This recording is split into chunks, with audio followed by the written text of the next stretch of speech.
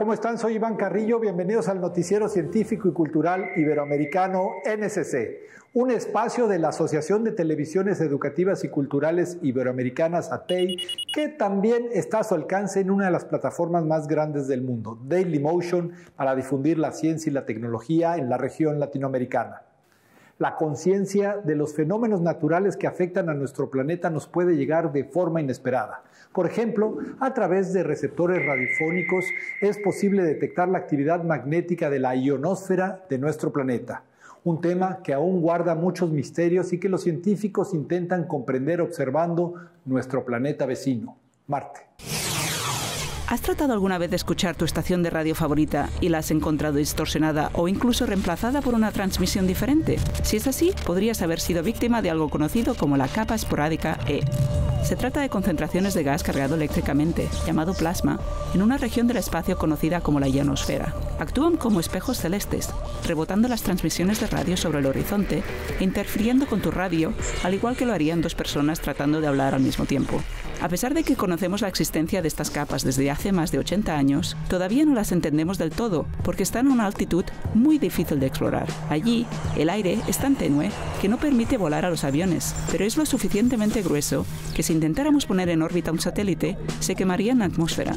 Pero un planeta donde la atmósfera es mucho más delgada es el planeta Marte, y un satélite que está ahora explorando Marte es el orbitador MAVEN.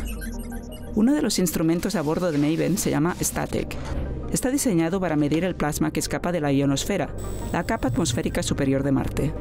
En los datos, los científicos observaron que cuando MAVEN volaba a través de cierta región de la atmósfera, ¡puf!, se veía un gran aumento de la densidad de la concentración del plasma. Los científicos se dieron cuenta de que habían descubierto el equivalente marciano de estas capas terrestres. Es emocionante porque ahora tenemos un lugar al que podemos ir para explorar directamente estas capas con un satélite. MAVEN ha interaccionado más con estas capas en Marte de lo que nunca hemos sido capaces de explorar aquí en la Tierra. En la Tierra, estas capas son temporales e impredecibles, pero en Marte parecen ser casi permanentes y de larga duración, en lugares predecibles. MAVEN descubrió lo opuesto a una capa. Lo llaman fisura, y es donde el cielo se ha separado. Y en lugar de una concentración de este plasma, hay una reducción. Muchos modelos predijeron que esto no podía suceder, pero sin embargo existen, y las encontramos en Marte. Esto demuestra lo poco que sabemos realmente y lo mucho que nos queda por descubrir. Estas capas son tan comunes que se dan por encima nuestro todo el tiempo. Tú mismo probablemente has detectado una de ellas con tu propia radio, aunque no fueras consciente de ello. ¿Y quién hubiera pensado que una de las mejores formas de explorarlas sería enviar una nave espacial a 300 millones de millas al planeta rojo? Se conoce como el Depósito Mundial de Semillas o del juicio final al banco de semillas de cultivos que se almacena en las islas Svalbard, en Noruega. Este acervo pretende conservar el germoplasma conocido en la actualidad. Sin embargo, los expertos señalan que para garantizar los sistemas alimentarios sostenibles es necesario proteger las variedades que se utilizan en la agricultura, así como los parientes silvestres de los cultivos. BioLeft es una plataforma en línea que registra las características de las semillas y plantas para crear una red de colaboradores nacionales e internacionales. Reconocer y valorar la relación entre la diversidad biológica, la pluralidad cultural y la manera en que convivimos con la naturaleza son algunos de los objetivos principales del proyecto BioLeft, que desde Argentina promueve una colaboración abierta, un ejemplo a seguir para el Instituto de Ecología de la UNAM. Ellos tienen una diversidad enorme de tomate que con el paso de los años y la producción intensiva, masiva, se perdió o aparentemente se había perdido, pero con esta plataforma que pone en contacto a los distintos mejoradores y productores, pues se ha rescatado. Entonces es como también un avance interesante que no solo es proteger lo que tenemos ahora, sino incluso la posibilidad de recuperar cosas que creíamos perdidas, ¿no? Entonces eso a mí me entusiasma mucho y creo que es un avance muy tangible de lo que este tipo de iniciativas pueden lograr. El Laboratorio Nacional de Ciencias de la Sostenibilidad es la entidad que representa a la UNAM en esta plataforma. A nivel internacional, la Universidad Estatal de Arizona en Estados Unidos y el proyecto BioLeft en Argentina son las instituciones que lideran esta plataforma de investigación que busca preservar el patrimonio biocultural. básicamente lo que queremos lograr es conformar un equipo de colaboradores, una red de colaboradores que incluya el sector público, o sea, entidades de gobierno relacionadas con la producción de semillas y producción de alimentos. México es el mayor productor de maíz en todo el mundo y también cuenta con una amplia variedad de semillas como aguacate, chile y jitomate, por lo que es considerado un país megadiverso. Porque a través de la conservación de las semillas o de los cultivos, no solo conservamos la biodiversidad, sino también conservamos las prácticas culturales históricas asociadas a la producción de esos cultivos.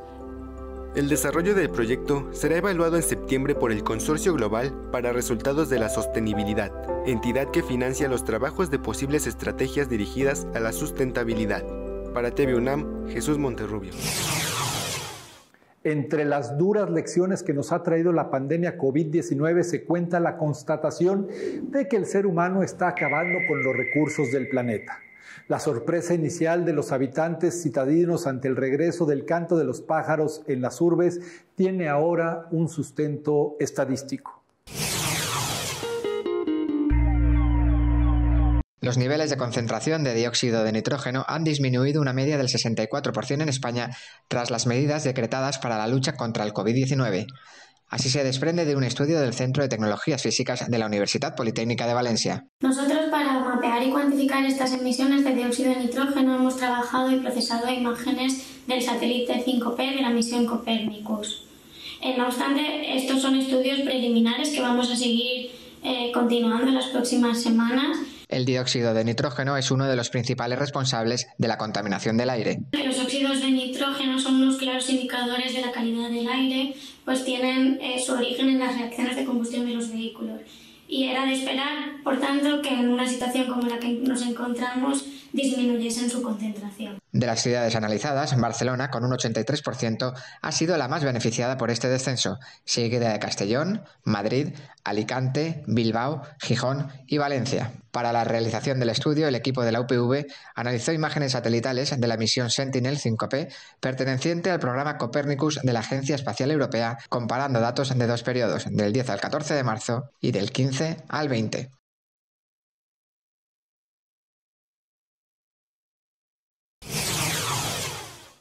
La pandemia no es solo un fenómeno biológico. Sabemos que el comportamiento del virus y su poder de contagio también depende de la organización social y de las medidas que tome cada nación. En ese sentido, Cuba podría tener una ventaja sobre muchos países desarrollados gracias al capital humano altamente especializado con el que cuenta. Casa por casa combatiendo al nuevo coronavirus. Así es como 28,000 estudiantes de medicina cubanos buscan posibles casos de COVID-19, encuestando a los residentes de la isla sobre su historial de viaje y las medidas de higiene que están siguiendo. Cualquier caso sospechoso de tos o fiebre se informa de inmediato al centro médico del barrio. Pensamos que sí, que podemos ganar esta batalla como tantas que hemos ganado, sobre todo con nuestro capital humano, que es con lo que más podemos contar. Cuba contabiliza cerca de 200 contagios por COVID-19, incluidos 6 fallecimientos. Ahora el gobierno le apuesta a su red médica, que está por encima del promedio para detener la propagación de la enfermedad.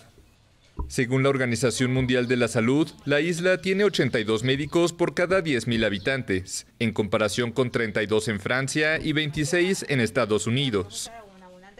Siempre hay una etapa de más o menos de septiembre, octubre, que hacemos pesquisa por el tema del dengue. Y bueno, cuando se agravó la situación con el coronavirus, la universidad nos propuso hacer las pesquisas. Los cubanos cumplen con las recomendaciones de higiene como limpiar zapatos y ropa al llegar a casa, así como usar mascarillas de protección. Sin embargo, hay una medida de precaución que resulta especialmente dolorosa para muchos. No, yo ni mira, tengo un deseo de abrazar a mi mamá y besarla y apretar, pero no se puede. En Cuba, bajo el embargo estadounidense desde 1962, regularmente escasean muchos productos, a veces incluso jabón. Es por eso que muchas personas recurren a una solución a base de agua y cloro para limpiar sus manos. Además, ha proliferado la fabricación casera de mascarillas de tela.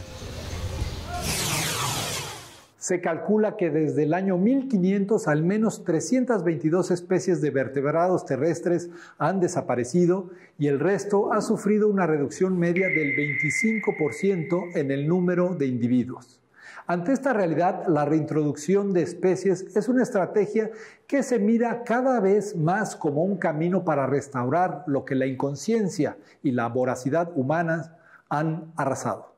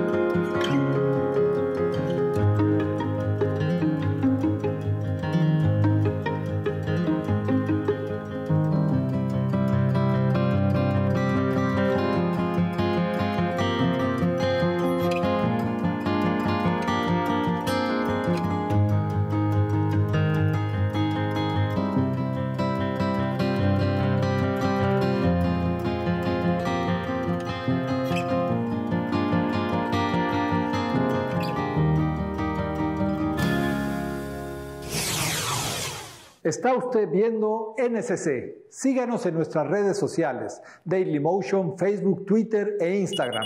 Somos NSC Iberoamérica.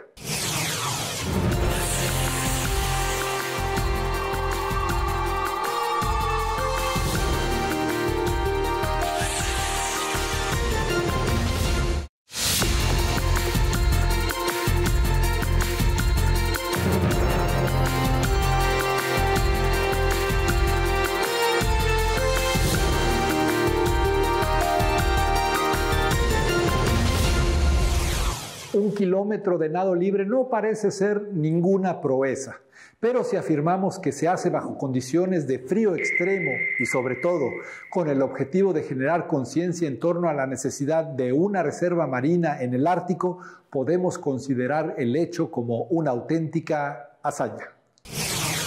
Con la finalidad de hacer un llamado a la sociedad por los efectos del cambio climático y la necesidad de crear un área marina protegida en la Antártida Oriental, el británico Louis Pugh nadó 1 kilómetro en un lago supraglaciar sin protección térmica. El atleta busca que este acto sirva para establecer un área marina protegida en esta zona geográfica que ayude a mantener la salud de los océanos y evitar una mayor degradación. De acuerdo con el Programa de las Naciones Unidas para el Medio Ambiente, estas soluciones basadas en la naturaleza resultan ser particularmente efectivas cuando se desarrollan como parte de un plan de gestión más amplio. Pugh es la primera persona en completar un recorrido de larga distancia en todos los océanos del mundo y hasta la fecha ha sido pionero en nadar en los lugares más famosos. Según las proyecciones de la Organización de las Naciones Unidas para el año 2050, el 68% de la población podría vivir en zonas urbanas. En la actualidad lo hace el 55%. Este desbalance generará un abandono no solo de los centros de producción de alimentos, sino también de las áreas ecológicas y de las culturas rurales. De ahí la importancia de programas que promueven el arraigo de las personas a su comunidad.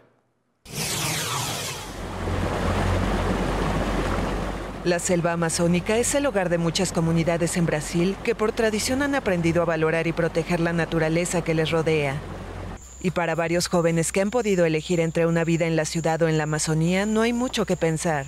Cuando tenía 13 años, Kelita vivió 8 meses en la ciudad de Manaus. Allí comenzó estudios, pero no logró adaptarse, entre otras cosas debido a las diferencias en la enseñanza y la forma de relacionarse con sus compañeros. No es solo el aire puro, no solo el ambiente en sí. Es la alimentación también, que es saludable. También creo que aquí en el bosque tenemos un compromiso de pasar la cultura que viene de nuestros ancestros. Yo solo tengo viva a mi abuela, y es bueno oír las historias que cuenta. Creo que las tengo que pasar a mis hijos y nietos. Ser pasado a mis hijos, a mis nietos. Ahora se prepara para empezar la facultad en un centro cercano a su pueblo. El primer curso universitario impartido en el corazón de la selva, proyecto conjunto de la ONG local Fundación Amazonas Sustentable y la Universidad del Estado de Amazonas. El curso formará profesores oriundos de la comunidad con disciplinas adaptadas a la realidad social y foco en prácticas sustentables. Fabio también ha elegido quedarse en su aldea al borde del Juruá, un afluente del Amazonas. Por temporadas visita a su padre que vive en Manaus, y aunque dice que le agradan cosas como internet, siempre vuelve a su comunidad agrícola. Yo quiero ser profesor. Quiero ser profesor, ayudar a la educación de mi estado, aquí en la comunidad ribereña. Sí, aquí en la comunidad ribereña. María también dialogó con la AFP durante un congreso de jóvenes en la remota comunidad baguana, a 3 horas en lancha de Caraguarí, una pequeña ciudad a casi 800 kilómetros de Manaus. Con 26 años habita en São Raimundo, una aldea de la Reserva de Desarrollo Sustentable de Huacari, donde unas 30 comunidades subsisten de la pesca y la recolección. Para ella, los habitantes son guardianes de la selva. Creo que el bosque es el pilar de la sociedad, del mundo como un todo. Antes de que llegaran las empresas y perjudicaran nuestro espacio, deberían pensar que ellos mismos serán perjudicados, porque dependen de todo lo que la naturaleza ofrece. Al igual que para muchos otros jóvenes, cree que la mayor forma de preservar la selva es permanecer en contacto con sus habitantes, que desde hace muchas generaciones viven en armonía con el entorno. A principios de este año falleció el escritor mexicano Sergio Fernández. Él también, ensayista y dramaturgo, obtuvo el premio Javier Villaurrutia en 1980 por la novela Segundo Sueño. Su hija y amigos de toda la vida se reunieron en el Museo Nacional de Arte en la Ciudad de México para rendirle este homenaje. Sergio Fernández fue amigo y profesor de Carlos Monsiváis, Cristina Pacheco, Gustavo Sainz, Gonzalo Celorio y muchos otros que lo conocieron en la UNAM. Pero para Paula Fernández fue su padre. Visiblemente conmovida por las muestras de cariño y los recuerdos, prefirió que otros tomaran la palabra durante el homenaje que se le realizó en el Museo Nacional de Arte. Fue un maestro absoluto, o sea, no nada más el maestro del aula, sino maestro en la vida. Mi relación con él fue muy cercana. Sergio Fernández establecía con sus alumnos, quizá no con todos, amistades verdaderamente profundas e importantes. Y sempiternas, o no, o se enojaba. Y sus enojos eran olímpicos, eran como de los dioses de la mitología grecolatina. Conmigo nunca se enojó, por fortuna. Las novelas son bastante difíciles, digamos, de interpretar porque en general tiene un estilo realmente, yo diría, ultra barroco, no solo neobarroco, sino ultra barroco, en donde, digamos, no se centra en las tramas, sino fundamentalmente en las sensaciones, en los sentimientos, en las atmósferas, en las ciudades, y no hay tramas como en otras novelas. Una vez, estando hablando con Carlos Monsiváis, de repente los dos dijimos casi a coro: oye, lo mejor que ha escrito Sergio son los desfiguros de mi corazón. En efecto, los desfiguros de mi corazón son textos autobiográficos, tratados literariamente, en donde habla de su vida personal, de cosas muy personales, ¿no? Allí está un relato verdaderamente formidable que se llama La Narcisa, es la visita de un joven, Sergio, a un burdel homosexual en Guadalajara. Y es un texto inolvidable. Nos hizo ver el mundo de una manera, nos hizo interpretar la literatura de una manera. Claro, nunca hemos llegado a las genialidades de Sergio, tenemos pendiente de publicar de Sergio un libro de varios autores que él coordinó sobre Cervantes, más bien específicamente sobre el Quijote. Luego tenemos otro del que me pidió que escribiera yo el prólogo, que es sobre la picaresca española, bueno, no española, sobre la picaresca en general, porque incluye un autor mexicano, o sea, a Fernández de Lizardi, y otro tercer libro que lo terminó prácticamente hace unas semanas, que es sus memorias, que verdaderamente, según me dice su asistente, tiene más de 600 páginas. En el homenaje realizado en el Museo Nacional de Arte, además participaron Eugenia Revueltas, Selma Beraut y Marina Núñez Vespalova, subsecretaria de Desarrollo Cultural. Noticias 22, Alberto Aranda. Los rezos, actos de fe y solicitudes a las divinidades forman parte de las muchas manifestaciones culturales ante la pandemia propiciada por el coronavirus, pero son las medidas más terrenales las que apuntan a tener un efecto en la mitigación y control de la enfermedad. Este fenómeno se ha hecho mucho más patente en el centro neurálgico de las grandes religiones, Jerusalén. En la ciudad vieja de Jerusalén se han adoptado estrictas medidas ante la pandemia del coronavirus. Esta es una escena muy inusual. Las calles están vacías, los negocios cerraron y la población debe quedarse en casa. Los turistas ya no pueden ingresar al país. En procesiones y rezos se ruega por la protección de la ciudad y de sus habitantes.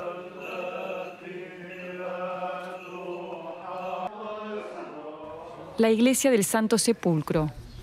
En circunstancias normales, miles de cristianos de todo el mundo visitan este lugar que se cree que acoge la tumba de Jesucristo.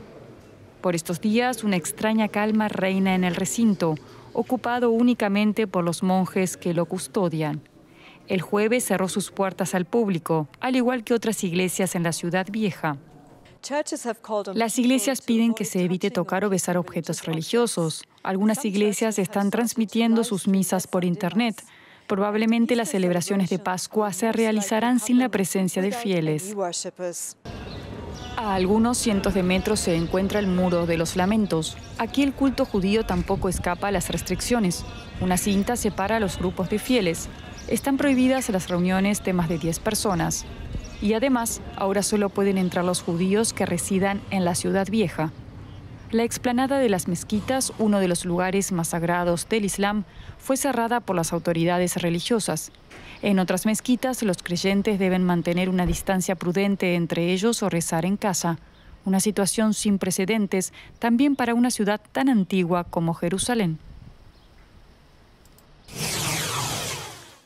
Gracias por acompañarnos en el noticiero científico y cultural iberoamericano NSC. Agradecemos a los socios de ATEI que a través de sus plataformas hacen posible este noticiero, al igual que a las agencias informativas AFP, EFE, Notimex, Xinhua, Euronews y Deutsche Welle.